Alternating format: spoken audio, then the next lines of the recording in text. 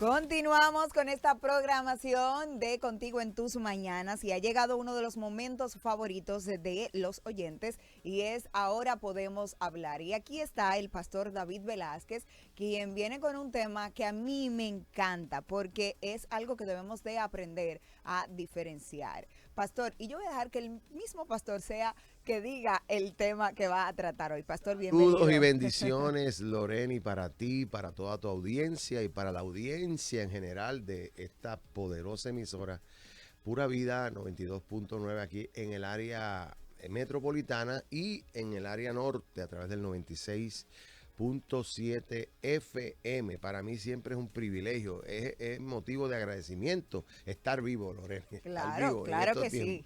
Y más aún poder ser un instrumento en las manos del Señor para poder hablar y comunicar las verdades de la palabra del Señor a todas aquellas personas que nos están escuchando. Inclusive esto me ha mejorado mi léxico, ¿verdad? Porque quiero por lo menos tratar de tener un acento neutral.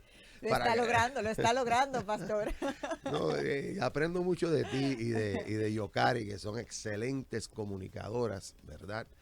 Y la verdad es que es una bendición. Agradezco a la gerencia de Pura Vida de que nos den esta oportunidad de poder dirigirnos a esta audiencia maravillosa. Bueno, hoy, antes de empezar con el tema, tenemos un tema bien interesante. Sí, muy interesante. Pero quiero anunciarles que hoy hay algo especial que está ocurriendo aquí en la avenida Gustavo Mejía Ricard, número 8, a las 8 de la noche. Y es que Casa de Pan se reúne para adorar al Señor. Excelente. La iglesia que me honra en pastorear, la cual tenemos hoy nuestra magna reunión a las 8 de la noche, donde celebraremos a nuestro Señor, donde daremos gloria y honra a quien gloria y honra merece y escucharemos una palabra de parte de Dios. Así que te invitamos, si no tienes un lugar donde congregarte, si nos quieres visitar, es un lugar espacioso, cómodo, a las 8 de la noche aquí en la avenida Gustavo Mejía Ricard, número 8, allí en las grandes facilidades de Casa del Shaddai. Allí nos vamos a reunir nosotros hoy a las 8 de la noche. Los domingos también estamos dando estudios bíblicos y también nos reunimos a adorar al Señor. Aquí en Pura Vida tenemos un local aquí que nos prestan la emisora para nosotros poder proclamar el Evangelio y estudiar la maravillosa palabra del Señor. Y nada, habiendo dicho esto, si usted tiene alguna duda, puede mandarnos un texto a través de WhatsApp al 849-402-9085. Alexi, Alexi, tengo que ir por allá, estoy comprometido, he estado un poquito ocupado, Débora se me fue, pero yo voy a ir con un grupo de hermanos para que vean lo que Dios está haciendo en ese lugar donde tú estás. Así que muchas bendiciones.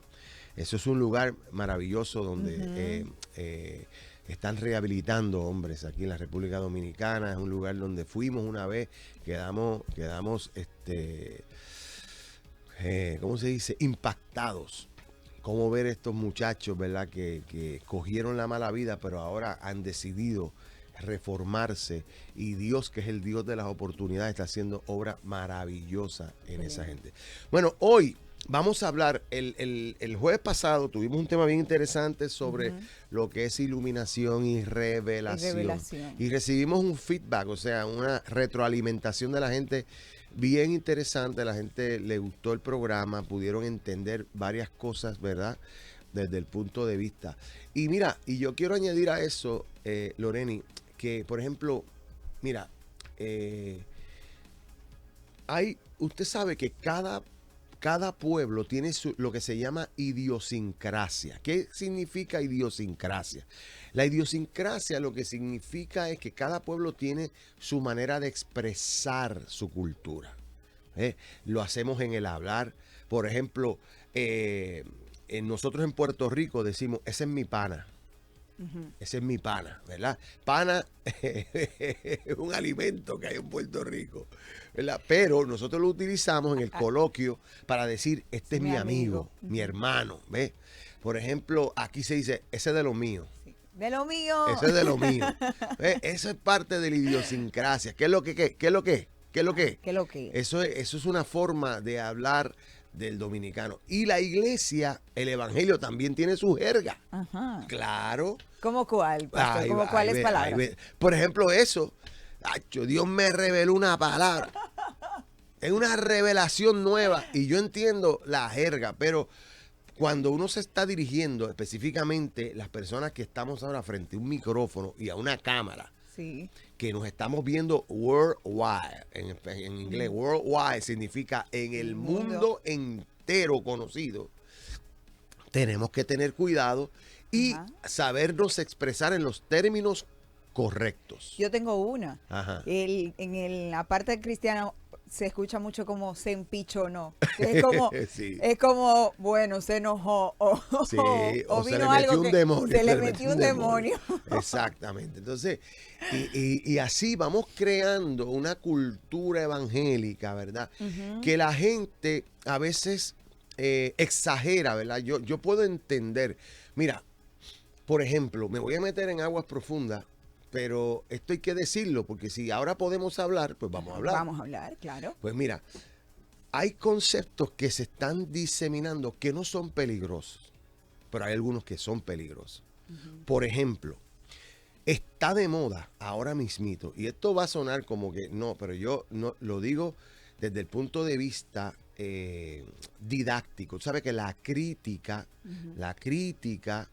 es una palabra griega que lo que quiere decir es evaluar, ¿verdad? Evaluar, discernir, no destruir. Entonces yo esto lo digo en ese tono de crítica constructiva, que es lo que podemos entender. Por ejemplo, la jerga evangélica tiene muchos cánticos, tiene muchos decires que no son fundamentados en la palabra del Señor. Por Se ejemplo, podría decir que no son bíblicos, pastor. O no son fundamentados. Vamos a dejarlo en fundamentados. sí, que no se sostienen bíblicamente. Ok. Tenemos que ir un poquito más allá. Por ejemplo, ahora mismo está de moda. Siento que el Espíritu Santo me está tocando. Si te está tocando es que está fuera de ti. ¿Qué dice la Escritura? ¿Qué dijo Jesús, la máxima autoridad? Que Él iba a enviar al Consolador, que iba a estar en nosotros Y con nosotros. y con nosotros. Oye, pues entonces si nosotros, ven, Espíritu Santo, ven, que lo cantamos en la iglesia y nos morimos y hay un desborde de emoción, eso teológicamente está equivocado, pero no hace daño, porque entendemos dentro de la jerga evangélica que lo que queremos decir no es que venga ni que nos toque, es que se manifieste, porque ya está dentro de nosotros. ¿Me expliqué? Sí, claro, claro. Cualquier pregunta, Se entiende. 809-227-9290. Sí, porque vamos a tocar estos puntos porque son necesarios. Porque, mira, pensamiento defectuoso. Había un anuncio en Puerto Rico, lenguaje defectuoso. Bueno. Entonces, espiritualmente, lenguaje defectuoso va a traer cosas que no son. Pastor, pero el hecho de que no estén fundamentados en la palabra significa que lo estamos haciendo mal. Sí, claro que sí, porque estamos pidiendo algo que ya tenemos. Y mi pueblo perece, ¿por qué? Por falta de conocimiento. Exacto. Por lo tanto, debemos ser bíblicos. El problema es que no vamos al texto. Si leyéramos el texto, no tuviéramos este tipo de problemas. Usted convocó a la gente a llamar. Aquí ya están llamando. Pura vida, buenos días. Buenos días, Dios le bendiga, hermana. Amén. Cuéntenos. Bueno, en mi radio, desde que amanece está con esa emisora. Porque el que no obedece a esa palabra está muerto en vida, es el único que todo lo puede y sin él no somos nada. Y cuando el Espíritu Santo habita en nosotros, no nos deja llevar a pecado. Porque yo desde muy jovencita me entregué al Señor, jamás. Solamente Él habita en mí. Excelente, gracias. Amén. Dios me le bendiga mucho más.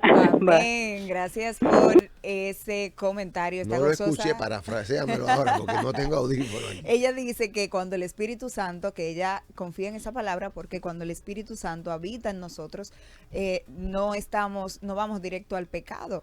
Y que ella desde muy joven, ella recibió al Señor y entiende que ha caminado por ahí, por esa parte. Muy bien, muy bien. Por acá tenemos personas que están a través de WhatsApp. Recuerden que pueden llamarnos también al 809-227-9290.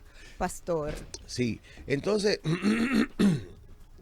hay cosas que se adoptan dentro de lo que es la jerga evangélica que no son bíblicas per se, son que hemos ido repitiendo los que otras personas dicen como bueno y no nos damos a la tarea, como se daba la tarea a la iglesia de Berea, que todo lo que Pablo decía, ellos lo buscaban, escudriñaban, querían reforzar o entender eso mejor y iban a la escritura. Nosotros tenemos que ir a la escritura y entender y arreglar nuestra teología. Por ejemplo, cuando se cantó aquel famoso cántico de que mueva las aguas del estanque, o sea, entonces cuando usted ha estudiado la palabra y ve que eso era una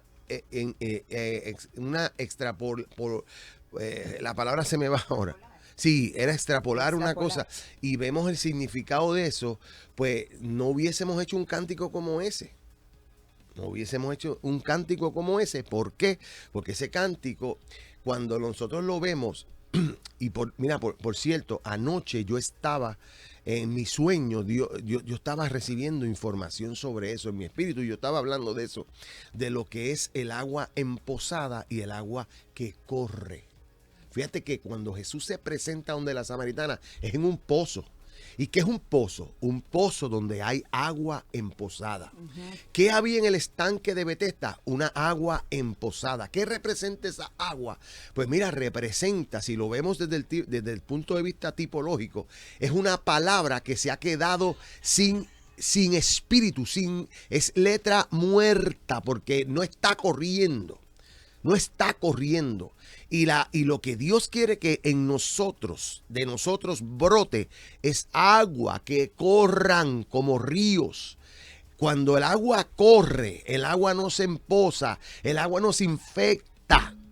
Y eso era lo que le pasaba a Israel. Israel, que es una representación de ese paralítico que estuvo allí 37 años, que representa los 40 años que estuvieron en el desierto. Estancados, que no pudieron entrar a la tierra prometida, era porque estaban esperando que esas aguas se removieran. Y llegó Cristo para decirle: no hace falta que un ángel venga, yo estoy aquí y yo te estoy diciendo que yo tengo el poder para levantarte, le dijo al paralítico.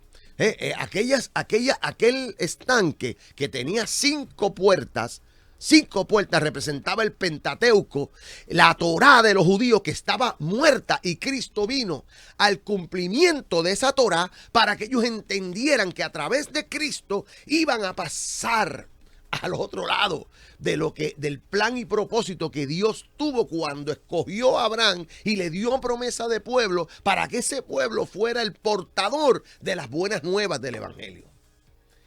¿Me explico? Claro, lo estaba entendiendo. Eso es desde el punto de vista exegético y bíblico. Ahora bien, por eso es que cuando nosotros, porque el problema está, ¿sabe dónde está el problema? Y es lo que yo digo, que hay cosas que no son ofensivas, no tienen maldad. Porque yo tengo que reconocer que en los tiempos de mi mamá, había muchos cánticos que todos giraban, era como un lamento continuo. Era un lamento continuo y era como, porque, y fíjate, y lo grande de todo esto, que por encima de lo que yo digo, aquí hay algo que es una verdad, que yo no puedo negarla, y es la verdad de que Dios siempre va a mirar las intenciones del corazón. Dios siempre va a mirar las intenciones del corazón, porque si no, no estuviésemos aquí nosotros. Porque cuando yo miro para atrás y yo miro todas las cosas que ahora mismo yo entiendo que no eran correctas de la generación de mis padres, en cuanto teológicamente hablando, pero ¿qué había allí? Allí el error venía quizás del analfabetismo. No había mucha gente que leía ni escribía, pero tenían una pasión por Dios, oraban, ayunaban, eran guiados por el Espíritu. El poder de Dios se manifestaba de una manera que los enfermos eran sanos, que los endemoniados eran libertados, que la gente quería la nueva vida que Cristo ofrecía a través de la predicación. ¿Me entiendes? Ojalá tuviésemos eso combinado con el conocimiento. Pero hoy lo que tenemos es un chorro de teólogos hablando por ahí, un chorro de gente dándonos información, preguntando y contestando que quién era la esposa de Caín, porque ese es el tema ahora. ¿Quién era la esposa de Caín? Uy. ¿Quién era la esposa de Caín? Y quieren respuesta. Mire, cuando un estudio bíblico o uno se pone a dar clase y alguien le viene a preguntar eso, a desviar el tema, la verdad que eso da pena.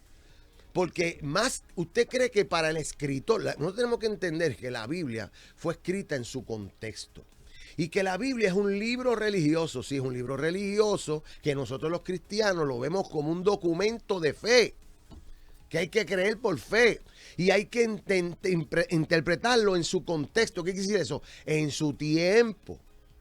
Y cuando usted agarra, por ejemplo, el Génesis, y usted es un libro importante, tiene 50 capítulos. Ahora yo le pregunto, ¿cuántos capítulos tiene eso? Y habla de la creación. ¿En cuántos capítulos? Pues mire, 1.5. ¿Qué usted tiene que entender desde el saque? Que el escritor entendió rápidamente quién era Dios, que existía Dios y que Dios creó y que Dios era poderoso y que Dios tenía un propósito con la humanidad. No tuvo que buscar un montón de... O sea, cuando nos paramos a preguntar quién era la esposa de Caín, para los que quieren saber quién es la esposa de Caín, a mí no me importa quién es la esposa de Caín y no es relevante para el texto, porque el texto lo que quiere hablarnos es de la relación de Dios con el ser humano para salvarlo. ¿Y por qué no nos metemos mejor en que ese Dios es tan misericordioso que perdonó a Caín por matar a su hermano, tuvo misericordia de él y le puso una marca para que nadie lo matara? ¿Por qué no enfatizamos en eso? Y estamos buscando y que el esposo de Caín, que de dónde salió. Cuando Deuteronomio nos dice, mira, que las cosas reveladas son para nosotros y las que no son para Dios, Dios se las reserva. Y después Pablo da un azote tremendo diciendo que él subió a un sitio donde él vio cosas que ojo no ha visto y oyó cosas que nadie ha escuchado y que no ha subido a corazón de hombre. Que están, que para los que aman al Señor. Si Dios te quiere revelar algo, te lo va a revelar a ti a través de su palabra. Esa es la revelación más perfecta. Así mismo es, pastor. Por acá la gente está activa, llamándonos y escribiendo. Mira, ponme volumen porque no oigo aquí. Está llamándonos y escribiendo, pero por acá tengo una pregunta que tal vez surge de lo mismo que usted está hablando, que dice, hay una agrupación, no voy a mencionar el nombre, pero dice él acá, que dejó de cantarle a Dios y ahora le canta a las parejas enamoradas. Ellos son cristianos. Y él dice que si eso está bien o si eso es de Dios. Mira, el amor es de Dios y el amor dentro de los parámetros que la Biblia nos señala, ¿verdad? De que el hombre y la mujer serán una sola carne y que hay una expresión. El libro de Cantares es la expresión del amor de un hombre hacia una mujer. Inclusive entra en situaciones explícitas en ese libro. Es más, tú sabías, Loreni, que para los judíos el libro de Cantares no lo podía leer nadie hasta que no cumpliera la mayoría de edad. No. No, en aquellos tiempos nadie podía estudiar. Se consideraba un libro, un libro clasificación R, para mayores. Para mayores. Para okay. mayores. En esos tiempos, claro. Entonces, dentro de esos parámetros, pues mira, no está malo que que una pareja cante al amor. Pero al amor, o sea... Al amor que viene de Dios también. Que viene de Dios. Okay. Ahora, usted tiene que definir su ministerio. Usted puede cantar 2 o 3 canciones a su pareja, a sus hijos, porque va a expresar el amor de Dios. Porque acuérdate que, mira, yo vine hablando con mi esposa ayer y explicándole este concepto bien importante. Tú sabes que lo que define a una persona como cristiano y lo que define si tú eres una nueva criatura es el fruto del Espíritu. Es el amor de Dios, ¿verdad? Que se manifiesta en gozo, en paz, en benignidad, en templanza, en mansedumbre, ¿sabes? En paciencia. Eso es lo que define que ha habido una transformación del viejo hombre a un nuevo hombre. No son los milagros, no son las cosas espectaculares. Lo que define a un ser humano que ha pasado de la muerte a la vida y es una nueva criatura es el fruto. ¿Y cuál es ese fruto? El amor de Dios. Por lo tanto, ese amor puede ser expresado en todas sus formas. Porque primero Dios te ama. Fíjate que Jesús, que es la máxima autoridad, vuelvo y repito, nos habló de eso. A él le preguntaron cuál es el más grande mandamiento. ¿Y qué dijo él? Pues el amor, amar a Dios sobre todas las cosas. Y cuando tú amas a Dios, inherentemente vas a empezar a amar.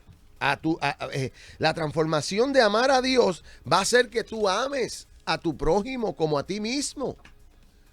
Y tu prójimo es todo ser humano que esté al alcance de ese amor que tú le puedas brindar, sea amigo, sea hermano, sea padre, sea esposa, esposo, sobrino. A todo el que esté a tu alcance amar, tienes que amarlo. Es más, y Jesús puso la vara más alta, porque entonces no tan solo al que esté al alcance que tú puedas amar, al que inclusive te aborrece y no te ama, y sea tu enemigo declarado, tienes que mostrarle amor a esa persona. Excelente. Bueno, por acá tenemos también más comentarios, pero recuerden también que pueden llamarnos al 809-227-9290, que es el número de cabina. Ahora, perdóname, Lorena. Cuéntame. Sí, para no dejar a aquella persona en ascuas, ¿verdad? Porque vamos a terminar. Porque escuché ahora, me vino a la mente que ella dijo que cambió de cantar. Bueno, conociendo la agrupación, tiene canciones del amor, pero también tiene canciones que son a Dios. Tal vez las nuevas producciones han sacado más canciones románticas. Y también hay que ver una cosa, nosotros tampoco podemos meternos en las intenciones del corazón, porque, por ejemplo, mira esto. Cuando Abraham y este servidor, para los que no conocen, yo conformo parte de ese dúo de David y Abraham, y nosotros empezamos cantando salsa y merengue, música tropical. Ajá. Abraham se me descarrió ahora cantando baladas y eso. Él empezó conmigo. No fue que se descarrió en los caminos, no, fue que tomó un giro distinto en la música. En la música, sí. Pero y el asunto es que cuando la motivación mía no era hacerme famoso ni irme al mundo, la motivación mía era que yo entendía que la juventud que estaba abrazando esa música pudiese escuchar ese patrón musical, pero con una letra que lo edificara y que lo atraera al Señor. Ese era nuestro propósito. Mi propósito no era hacerme famoso, ni viajar el mundo entero, ni que la gente... No, mi propósito era que la gente entendiera que el Señor lo amaba. Mi propósito era que el soy aquel que tú solamente llamas cuando estás en prueba, todavía tiene su brazo extendido y su oído presto para escuchar el clamor y levantar al caído. Continuamos. Sí, continuamos por acá. Dice por aquí, ¿cómo se explica eso de que la Torá estaba muerta en tiempos de Jesús si él mismo la cumplió al igual que los demás? Además, él la citaba para enfrentar a los fariseos y su propia línea rabinoca, dice por acá. Pues mira, sencillamente, si la Torá estuviese tan viva, ¿por qué él tuvo que venir a cumplirla? ¿Por qué él tenía que citarla? Él le vino a dar el cumplimiento, o sea, la vida que precisamente tenía la Torá, que ellos la habían perdido. Mira, en los tiempos de Jesús es bien interesante. Cuando uno estudia el contexto literario, cuando uno estudia el contexto cultural en que Jesús apareció en la vida del ser humano y de Israel, habían habido unas transformaciones bien violentas en cuanto al pensamiento judaico y el pensamiento de la religión judía. Habían grupos sectarios, estaban los saduceos, estaban los esenios, estaban los fariseos, y el mejor grupo de todos ellos eran los fariseos y los escribas, porque eran los más cerca que se habían quedado de la Torá. Por eso el flagelo de Jesús, el flagelo es a quien Jesús quería reformar, eran a los fariseos. Era a los fariseos porque era lo más cerca que estaban. Ahora, cuando yo hablé del concepto exegético de Juan en cuanto a esa Torá que estaba estancada, Jesús mismo establece, ustedes ven los nubarrones y dice que vieron aguacero, sin embargo no han podido discernir el día de la visitación del Señor. Si la Torá está viva, la Torá se supone, y cuando hablamos de Torá hablamos de la enseñanza de la Escritura, de la ley, hablaba, y los profetas hablaban de Jesús, hablaban de ese Mesías prometido. Entonces, el asunto es que Jesús sí utilizaba, porque para él no dejar nada de duda ni excusa a ese pueblo judío, él tenía que venir como judío, cumplir como judío, y que ellos se entendieran. Ahora, siempre tuvo dificultad porque hacía milagros en sábado. Siempre tuvo dificultad porque sus discípulos comían espiga y no se lavaban las manos. El ritualismo que ellos tenían los incapacitaba para que eso tuviese la vida que Jesús quería que tuviese. Correcto. Bueno, tenemos otra llamadita por acá, Pura Vida. Buenos días. Recuerde bajar el volumen de su radio. Ajá. ¿Cómo está? No le podemos entender bien. Si tiene el teléfono en altavoz, póngalo normal. ¿Me escucha ahí? Ahí le entendemos un poquito mejor. Adelante. Gracias, para bendiciones. ¿Cómo está? Pregúntame al pastor que si es lícito que un pentecostés guarde el sábado. Gracias por la pregunta, pastor. Ay, ay, ay. Bueno, que si es lícito, bueno. Sí es lícito. Lícito, claro, un pentecostal puede guardar el sábado, si quiere. No hay ningún problema con eso. No hay ningún problema con eso, ¿verdad? Si es dedicarle ese día al Señor, seguro, pues perfecto. Si quiere dedicarle el día al sábado al Señor, se lo puede dedicar y no hay ningún problema. Igual que si no se lo dedica. Ahora, no sería una regla como tal. No hay regla en eso. El sábado, eso es materia de discusión, obviamente, eso se está poniendo de moda ahora porque obviamente lo que se llama, que es lo mismo, la cultura hebrea no es otra cosa que el judaísmo mesiánico. El judaísmo mesiánico, que ponen a Jesucristo como el cumplimiento de eso, pero hay que seguir ciertos rudimentos de la ley. Y el problema está, mira, la discusión siempre ha sido en qué abolió Cristo en la cruz del Calvario, ¿Qué abolió Cristo en la cruz del Calvario? En el Nuevo Pacto vemos cómo Pablo, que era judío de judío, fariseo de fariseo, criado a los pies de Gamaliel, atiende ese problema de que hablando de lunas, hablando de sábado, hablando de comidas, que era lo que verdaderamente tenías que añadir a la ley, porque la ley no son los 10 mandamientos nada más, eran 613 mandamientos juntamente con los 10 mandamientos que había que cumplirlo. Cuando Santiago dice que si tú ofendes en un punto eres culpado de todo, no es un mandamiento, son los 613 más esos 10 mandamientos. Si tú fallabas en uno, eras culpable de todo, de toda la ley. O sea, entonces, por eso es que Pablo establece bien claro que la ley lo que hace es atraernos a Cristo. Y voy a dejar en el tintero el tema de la próxima semana. Sí. La diferencia entre honra y obediencia. Me gusta. Porque esto está interesante con lo que acabamos de decir ahora, que habla de mandamientos de ley. Ahora, yo te pregunto, para dejar la gente picada, Loreni, y que conte, no hemos ensayado esto. Esto aquí es improvisado, esto es improvisado. Orgánico, esto es orgánico, es la Exacto. palabrita.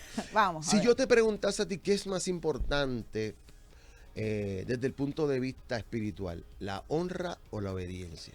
La obediencia. La obediencia. A mi juicio. A tu juicio. ¿Y por qué? Bueno, porque cuando nosotros obedecemos, debemos hacer lo que Dios nos envía a hacer. Muy bien. Excelente tu contestación. Estoy pasando. Déjalo ahí, que ahora vamos a elaborar sobre eso.